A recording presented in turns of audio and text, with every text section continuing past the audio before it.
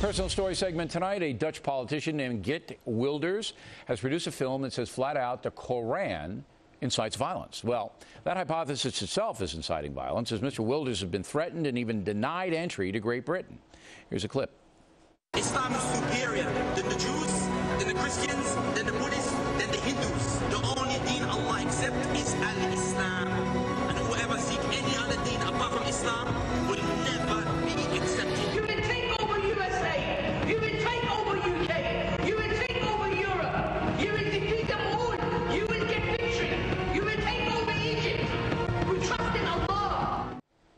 With us now is Geert Wilders. See, USA, much more open-minded country than Great Britain, isn't it? You're here. You didn't get hassled, did you? No, not at all. All right, so you're here on the biggest cable show in the country. Well, you are a country that, fortunately, unlike the British, is still very fond of free speech. I didn't like that. You know, I love Great Britain. I'm going there in May, and I studied there for a year. I didn't like the fact they didn't let you in. I thought that was wrong. I didn't like it either. I mean, even if you disagree with somebody, please give them the room to speak and use your freedom of speech. But they're afraid. You know they're afraid. They are afraid. They're scared. And they are not only afraid, but they were threatened with 10,000 Muslims. Of course. But you were threatened. How many times have you been threatened? 5,000? I mean, you know. I don't know. And one of your countrymen got killed in the Netherlands. And I'm for 4.5 years now under 24-hour police protection. I lived with my wife so that's what it's all in about. Jails, in prison cells, and whatever. But still, I'm a fighter, and I'm fighting for freedom of speech. I got to challenge you on this thing. Sure. It's 15 minutes, okay? And you got nuts like you showed here.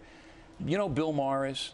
Bill Maher is an American comedian. He did a documentary film called Ridiculous Religion or something like that. I was even in that film. Okay. Now, anybody can make a 15-minute film about religion and make it like it's crazy and, you know, get those guys. You could do that on Christianity, Judaism, Buddhism, whatever. Couldn't you? No, not a movie like that. I mean, for instance, if you look at terroristic acts, of course it would be crazy to state that all Muslims are terrorists, because they are not. But almost all terrorists, unfortunately, are Muslims. So it would have been impossible to use. I didn't use actors in the film. I used real images combined with certain verses from certain surahs, and it would have been impossible to make that kind of movie about Christianity. And my point exactly is that when you look at the Islam, I'm not talking about the people. I have nothing against Muslims. Yeah, when you look at the philosophy... If you look at the ideology of Islam, it's a totalitarian ideology. But you don't spend much time in the documentary on the Koran itself. And again, you can take the Old Testament and the Bible and pull out all kinds of inflammatory stuff.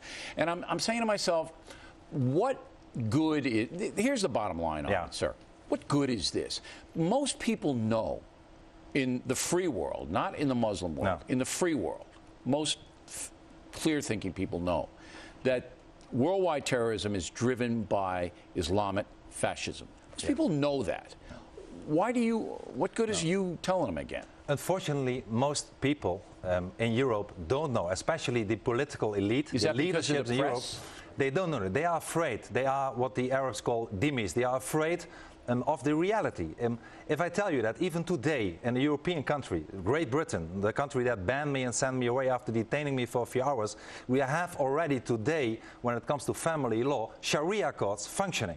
I mean, this is Europe today. But you can't tell me after the London subways got bombed, after your compatriot got murdered in the street of Holland, after they blew up the train in Madrid, after all of these things happened, that Europeans don't know? No.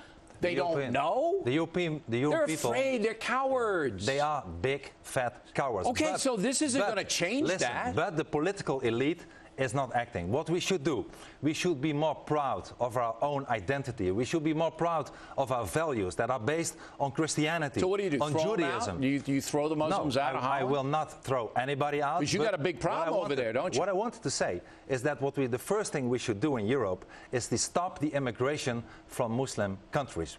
I wouldn't like to halt the immigration from Muslim countries. If you look at the demographics, if you look at the mass immigration, it is changing our society for the worse. Well, what's the percentage of Muslims? It's 10% in France. Population is 10% Muslim. What is it in the Netherlands? Well, a little bit less. We have 16 million inhabitants, and 1 million out of them are Muslims. 100 years ago, it was 54 Muslims out of the population. And the numbers is not the only problem.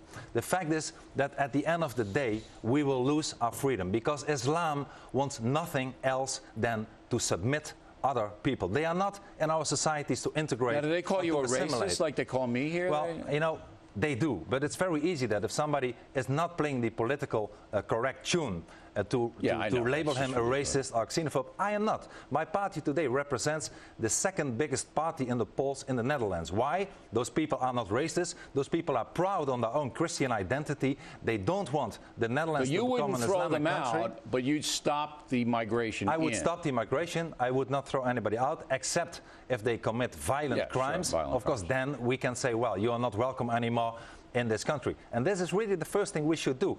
What are we doing now? We are, like the United Kingdom, we are bargaining away. We are appeasing. It's as if Mr. Chamberlain is again in office and not Mr. Gordon Brown. All you have to see is how many troops NATO in Europe sends to Afghanistan, and what Europe does very small. All right, Mr. Wills, we hope you stay safe. Thanks for coming in. We appreciate it. Pleasure to be here. When we come right back, the Culture Warriors on Helen Thomas's view of terrorism. And also ahead, gay marriage, the big winner in the Best Actor category last night. Reality Check has the behind-the-scenes story after these messages.